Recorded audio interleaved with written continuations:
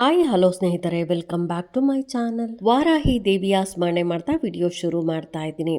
ನಾಳೆ ಅಮಾವಾಸ್ಯೆ ಇದೆ. ವಾರಾಹಿ ಅಮ್ಮನಿಗೆ ಅಮಾವಾಸ್ಯೆ, ಹುಣ್ಣಿಮೆ, ಅಷ್ಟಮಿ, ಪಂಚಮಿ ದಿನಗಳಲ್ಲಿ ವಿಶೇಷ ಶಕ್ತಿ ಇರುತ್ತೆ ಅಂತ ಎಲ್ಲರಿಗೂ ಗೊತ್ತಿದೆ ಸ್ನೇಹಿತರೆ. ಹಾಗಾಗಿ ನಾಳೆ 6 ಗಂಟೆಯಿಂದ ರಾತ್ರಿ 11 ಗಂಟೆ ತನಕ ಸಮಯ ಇರುತ್ತೆ. ಈ ಸಮಯದಲ್ಲಿ ವಾರಾಹಿ ಅಮ್ಮನನ್ನು ಪೂಜೆಯನ್ನು ಮಾಡ್ಕೊಳ್ಳೋದು, ಹಾಗೆಯೇ ಈ ಮಂತ್ರವನ್ನು ನೀವು 108 ಸಾರಿ ಹೇಳ್ಕೊಬೇಕಾಗತ್ತೆ. 108 ಸಾರಿ ಹೇಳೋದ್ರಿಂದ ಇನ್ನು ಗಾಜಿನ ಲೋಟದಲ್ಲಿ ಈ 3 ವಸ್ತುಗಳನ್ನು ಹಾಕಿ ಮನೆಯ ಈ ಮೂಲೆಯಲ್ಲಿ ಇಡೋದ್ರಿಂದ ನಿಮ್ಮ ಮನೆಯಲ್ಲಿ ಎಂಥದ್ದೇ ನೆಗೆಟಿವ್ ಎನರ್ಜಿ ಇರಲಿ, ಎಂಥದ್ದೇ ಕಷ್ಟಗಳಿರಲಿ, ದುಡ್ಡಿನ ಸಮಸ್ಯೆ ಇರಲಿ, ಮನೆಯಲ್ಲಿ ಸುಖ ಶಾಂತಿ ನೆಮ್ಮದಿ ಇಲ್ಲ ಅನ್ನೋರಾಗಲಿ, ಅಥವಾ ಮನೇಲಿ ತುಂಬಾ ಜಗಳಗಳು ಆಗ್ತಾ ಇದೆ ಅನ್ನೋರಾಗಲಿ, ಅಥವಾ ತುಂಬ ಕೆಟ್ಟ ಕೆಟ್ಟ ಕನಸುಗಳು ಬರ್ತಾ ಇದೆ ಅನ್ನೋದಾಗಲಿ, ಹಣದ ಸಮಸ್ಯೆ ಅನ್ನೋದಾಗಲಿ, ಯಾವುದೇ ಸಮಸ್ಯೆ ಇದ್ದರೂ ಕೂಡ ನೀವು ಲೋಟದಲ್ಲಿ ಈ ವಸ್ತುಗಳನ್ನು ಹಾಕಿ ಇಡೋದ್ರಿಂದ ದೃಷ್ಟಿ ದೋಷ ಆಗ್ಬೋದು, ಮಾಟ ಮಂತ್ರ ಆಗ್ಬೋದು, ಯಾವುದೇ ಥರದ ದೋಷಗಳಿದ್ರೂ, ವಾಸ್ತು ದೋಷ ಇದ್ದರೂ ಕೂಡ ಸರಿ ಹೋಗುತ್ತೆ. ಹಾಗಾಗಿ ಆ ಲೋಟದಲ್ಲಿ ಯಾವ ವಸ್ತುಗಳು ಹಾಕಬೇಕು ಅಂತಲೂ ತಿಳಿಸ್ಕೊಡ್ತಾ ಇದ್ದೀನಿ. ಇನ್ನೂ ನನ್ನ ಚಾನಲ್ಗೆ ಯಾರೆಲ್ಲ ಸಬ್ಸ್ಕ್ರೈಬ್ ಮಾಡಿದೆ ಹಾಗೆ ನೋಡ್ತಾ ಇದ್ರಿ, ಎಲ್ಲರೂ ಸಬ್ಸ್ಕ್ರೈಬ್ ಮಾಡ್ಕೊಳ್ಳಿ. ಪಕ್ಕದಲ್ಲಿರೋಂಥ ಬೆಲ್ ಐಕನ್ ಪ್ರೆಸ್ ಮಾಡೋದ್ರಿಂದ ನಾನು ಹಾಕೋ ವಿಡಿಯೋಗಳೆಲ್ಲ ಬೇಗ ಬಂದು ತಲುಪುತ್ತೆ. ಈ ವಿಡಿಯೋಗೆ ಒಂದು ಲೈಕು ಆದಷ್ಟು ಶೇರ್ ಮಾಡಿ. ಇನ್ನು ವಾರಾಹಿ ಅಮ್ಮನನ್ನು ಯಾವ ರೀತಿಯಾಗಿ ಪೂಜೆ ಮಾಡ್ಕೋಬೇಕು, ಯಾವ ಮಂತ್ರವನ್ನು ಹೇಳಬೇಕು ಅಂತ ಕೂಡ ತಿಳಿಸ್ಕೊಡ್ತಾ ಇದ್ದೀನಿ.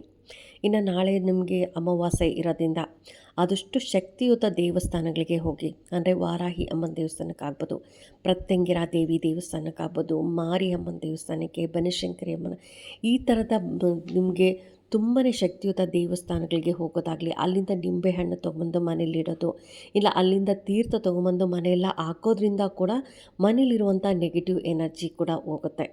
ಇನ್ನು ಮನಸ್ಸಿಗೆ ಶಾಂತಿ ನೆಮ್ಮದಿ ಕೂಡ ಸಿಗುತ್ತೆ. ಇನ್ನು ವಾರಾಹಿ ಅಮ್ಮನನ್ನು ಯಾವ ರೀತಿಯಾಗಿ ಪೂಜೆ ಮಾಡ್ಕೊಬೇಕು ಅನ್ನೋದಾದರೆ, ನಾಳೆ ಬೆಳಗ್ಗೆ ಕೂಡ ಪೂಜೆ ಮಾಡ್ಕೊಂಡಿರ್ತೀರ. ವಾರಾಹಿ ಅಮ್ಮನ ಯಾವಾಗಲೂ ಕತ್ತಲೆಯಲ್ಲಿ, ನಾವು ಕತ್ತಲೆ ಆದಮೇಲೆ ಪೂಜೆ ಮಾಡ್ಕೊಬೇಕಾಗತ್ತೆ. ಅಂದರೆ 6:30 ನಂತರನೇ ಪೂಜೆ ಮಾಡ್ಕೊಬೇಕಾಗತ್ತೆ. ಇನ್ನು ಅಮ್ಮನ ಫೋಟೋ ಇದ್ದರೆ ಫೋಟೋ, ಅಥವಾ ವಿಗ್ರಹ ಇದ್ದರೆ ವಿಗ್ರಹಕ್ಕೆ ಪೂಜೆ ಮಾಡಿ.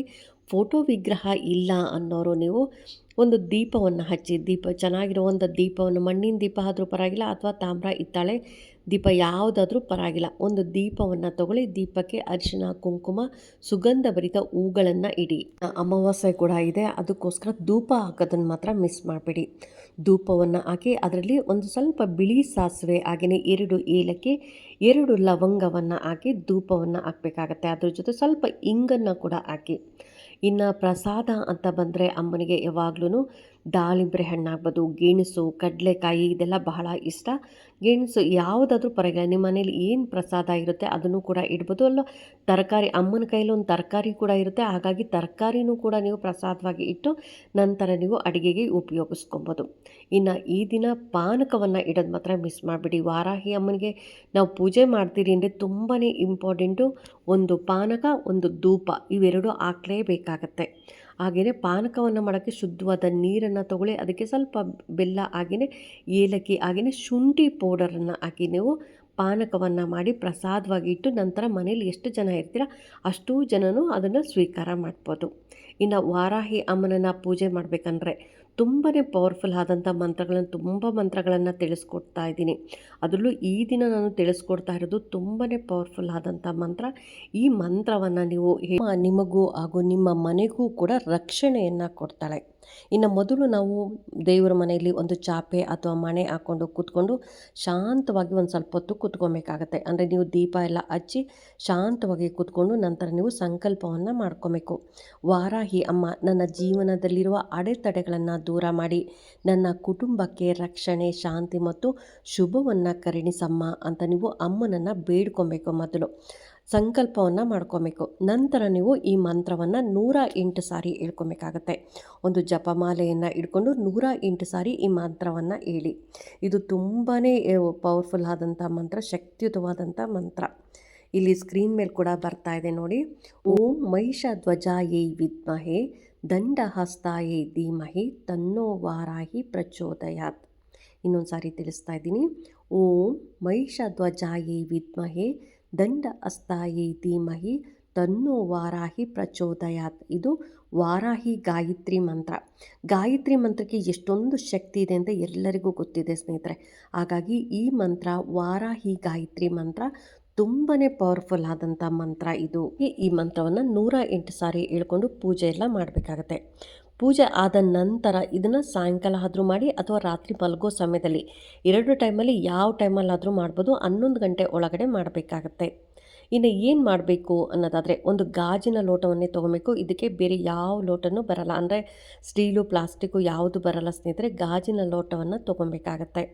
ತೊಗೊಂಡು ಅದಕ್ಕೆ ಶುದ್ಧವಾದ ನೀರನ್ನು ಹಾಕಿ 1 ಸ್ಪೂನ್ ಆಗಷ್ಟು ಉಪ್ಪನ್ನು ಹಾಕಬೇಕು. ಕಲ್ಲುಪ್ಪಾದರೂ ಪರವಾಗಿಲ್ಲ ಅಥವಾ ಪುಡಿ ಉಪ್ಪಾದರೂ ಪರವಾಗಿಲ್ಲ, ಉಪ್ಪನ್ನು ಹಾಕಬೇಕಾಗತ್ತೆ. ಹಾಗೆಯೇ 1 ಹಸಿಮೆಣಸಿನ್ಕಾಯಿ ಹಾಕಿ ನೀವು 5 ಮೆಣಸು ಕಾಳು ಅಂದರೆ ಪೆಪ್ಪರ್ ಇದೆಯಲ್ಲ, ಇದನ್ನು 5 ಪೆಪ್ಪರನ್ನು ಹಾಕಬೇಕಾಗತ್ತೆ.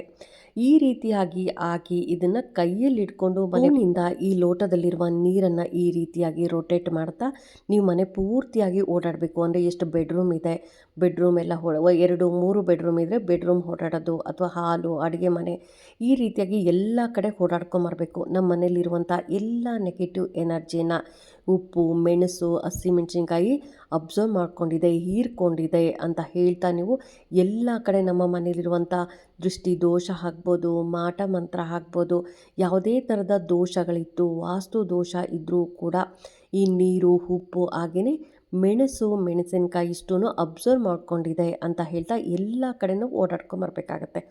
ಓಡಾಡ್ಕೊಂಬಂದು ನಿಮ್ಮ ಮೇಯ್ನ್ ಡೋರ್ ಏನಿರುತ್ತಲ್ಲ, ಮೇಯ್ನ್ ಡೋರ್ ಹಿಂದೆ ಇಡಬೇಕು. ಇದನ್ನು ಜಾಗ ಇರುತ್ತಲ್ಲ, ಮೇಯ್ನ್ ಡೋರ್ ಹಿಂದೆ ಸ್ವಲ್ಪ ಜಾಗ ಇರುತ್ತಲ್ಲ, ಅಲ್ಲಿ ಇಡಬೇಕಾಗತ್ತೆ. ರಾತ್ರಿ ಪೂರ್ತಿಯಾಗಿ ಇದು ಅಲ್ಲೇ ಇರಬೇಕು. ಅಂದರೆ ಇದು ನಿಮ್ಮ ಮನೆಯಲ್ಲಿರುವಂಥ ಎಂತಹದ್ದೇ ದೋಷಗಳಿರಲಿ, ಮಾಟ ಮಂತ್ರ ಇರಲಿ, ಯಾವುದೋ ದೋಷಗಳಿದೆ ಅನ್ನೋದಾಗಲಿ, ಅಥವಾ ದೃಷ್ಟಿ ಆಗಿದೆ ಅನ್ನೋದಾಗಲಿ, ಅಥವಾ ಮನೇಲಿ ಗಲಾಟೆಗಳಾಗಿದ್ದರೆ ಆ ಗಲಾಟೆಗಳು ಕೂಡ ಕಡಿಮೆ ಆಗುತ್ತೆ. ಹಣದ ಸಮಸ್ಯೆ ಇದ್ದರೆ ಅದು ಕೂಡ ಕಡಿಮೆ ಆಗ್ತಾ ಹೋಗುತ್ತೆ. ರಾತ್ರಿ ಎಲ್ಲ ನಿದ್ದೆನೇ ಬರ್ತಾ ಇಲ್ಲ ಅನ್ನೋರು ಇದನ್ನು ಮಾಡಿ ನೋಡಿ, ನಿದ್ದೆ ಚೆನ್ನಾಗಿ ಬರುತ್ತೆ. ಇನ್ನು ಕೆಟ್ಟ ಕನಸುಗಳು ಬರುತ್ತೆ ನನಗೆ ಅನ್ನೋರು ಕನಸುಗಳು ಕೂಡ ಸ್ಟಾಪ್ ಆಗುತ್ತೆ. ಹಾಗಾಗಿ ಇದನ್ನು ಅಮಾವಾಸ್ಯೆ ದಿನ ನೀವು ಸಂಜೆ ಪೂಜೆ ಮಾಡಿದ ಮೇಲೆ ಕೂಡ ಮಾಡ್ಬೋದು, ಅಥವಾ ರಾತ್ರಿ ಮಲಗೋ ಸಮಯದಲ್ಲಿ ಕೂಡ ಮಾಡ್ಬೋದು. 2 ಟೈಮಲ್ಲಿ ಯಾವಾಗಲಾದರೂ ಮಾಡಿ ಈ ರೀತಿಯಾಗಿ ನಾನು ಹೇಳಿರೋ ರೀತಿಯಾಗಿ ಮಾಡಿ ನೀವು ಅದನ್ನು ಮೇಯ್ನ್ ಡೋರ್ ಹಿಂದೆ ಇಡಬೇಕಾಗತ್ತೆ. ಇನ್ನು ಏನು ಮಾಡಬೇಕು ಇದನ್ನು ಅನ್ನೋದಾದರೆ, ರಾತ್ರಿ ಪೂರ್ತಿಯಾಗಿ ಅಲ್ಲೇ ಇರಲಿ. ಯಾಕೆಂದರೆ ನಿಮ್ಮ ಮನೆಯಲ್ಲಿರುವಂಥ ಎಲ್ಲ ದೋಷಗಳನ್ನು ಕೂಡ ಇದು ಅಬ್ಸರ್ವ್ ಮಾಡ್ಕೊಂಡಿರುತ್ತೆ. ಹಾಗಾಗಿ ಇನ್ನೂ ರಾತ್ರಿ ಪೂರ್ತಿಯಾಗಿ ಅಲ್ಲೇ ಇರಲಿ. ಬೆಳಗ್ಗೆ ಸ್ನಾನ ಮಾಡೋದಕ್ಕೆ ಮುಂಚೆ ಇದನ್ನು ತೊಗೊಂಡೋಗಿ ಒಂದು 3 ದಾರಿ ಕೂಡಿರುತ್ತಲ್ಲ, ಸೈಡಲ್ಲಿ ಇದನ್ನು ಚೆಲ್ಲಿ ಗಾಜಿನ ಲೋಟವನ್ನು ತೊಳ್ಕೊಂಡು ನೀವು ಮತ್ತೆ ಉಪಯೋಗಿಸ್ಬೋದು. ನೀವು ಮನೆ ಒಳಗಡೆ ಬರಬೇಕಂದ್ರೆ ಕಾಲು ತೊಳ್ಕೊಂಡು ಒಳಗಡೆ ಬರಬೇಕಾಗತ್ತೆ. ನಂತರ ನೀವು ಸ್ನಾನ ಮಾಡಿಕೊಂಡು ಪೂಜೆ ಮಾಡ್ಕೊಳ್ಳಿ. ಈ ರೀತಿಯಾಗಿ ಅಮಾವಾಸ್ಯೆಯ ದಿನ ವಾರಾಹಿ ಅಮ್ಮನ ಮಂತ್ರವನ್ನು ರಾತ್ರಿ ಸಮಯದಲ್ಲಿ ಹೇಳ್ಕೊಳ್ಳೋದು. ಹಾಗೆಯೇ ಈ ಉಪ್ಪಿನ ನೀರು ತುಂಬಾ, ಅದರಲ್ಲೂ ಹಸಿಮೆಣಸಿನ್ಕಾಯಿ ಆಗ್ಬೋದು, ಉಪ್ಪು ಆಗ್ಬೋದು, ಮೆಣಸು ಹಾಕ್ಬೋದು, ಈ 3 ಇದೆಯಲ್ಲ, ಅದ್ರ ಜೊತೆ ನೀರು ಕೂಡ ತುಂಬಾ ನಮ್ಮ ಮನೆಯಲ್ಲಿರುವಂಥ ಎಂತಹ ದೋಷಗಳಿದ್ರೂ ಕೂಡ ಅಬ್ಸರ್ವ್ ಮಾಡ್ಕೊಳ್ಳುವಂಥ ಶಕ್ತಿ ಇದಕ್ಕಿರುತ್ತೆ. ಹಾಗಾಗಿ ಇದನ್ನು ಬಾಗಿಲಿಂದ ಇಟ್ಟು ಬೆಳಗ್ಗೆ ಚೆಲ್ಲೋದ್ರಿಂದ ನಿಮ್ಮ ಮನೆಯಲ್ಲಿ ಎಷ್ಟು ಶಾಂತಿ ನೆಲೆಸುತ್ತೆ, ಎಷ್ಟು ಸುಖವಾಗಿರ್ತೀರ ನೀವೇ ನಿಮಗೆ ಗೊತ್ತಾಗುತ್ತೆ. ನಮ್ಮ ಮನೇಲಿ ಮಿಸ್ಅಂಡರ್ಸ್ಟ್ಯಾಂಡಿಂಗ್ ತುಂಬ ಆಗ್ತಾಯಿತ್ತು, ಜಗಳಗಳಾಗ್ತಿತ್ತು, ಅಳು ಬರ್ತಾಯಿತ್ತು, ಈಗೆಲ್ಲ ಕಡಿಮೆ ಆಗಿದೆ, ಹಣದ ಸಮಸ್ಯೆ ಅನ್ನೋದು ಕಡಿಮೆ ಆಗ್ತಿದೆ ಅಂತ ನಿಮಗೆ ಗೊತ್ತಾಗುತ್ತೆ ಸ್ನೇಹಿತರೆ. ಇದನ್ನು 1 ಸಾರಿ ಮಾಡಿ ನೋಡಿ. ಅದರಲ್ಲೂ ನಾಳೆ ಅಮಾವಾಸ್ಯೆ ಇದೆ, ಅಮಾವಾಸ್ಯೆ ದಿನ ಮಿಸ್ ಮಾಡದೆ ಇದನ್ನು ಮಾಡಿ ನೋಡಿ, ನಿಮಗೆ ಇದರ ರಿಸಲ್ಟ್ ಗೊತ್ತಾಗುತ್ತೆ.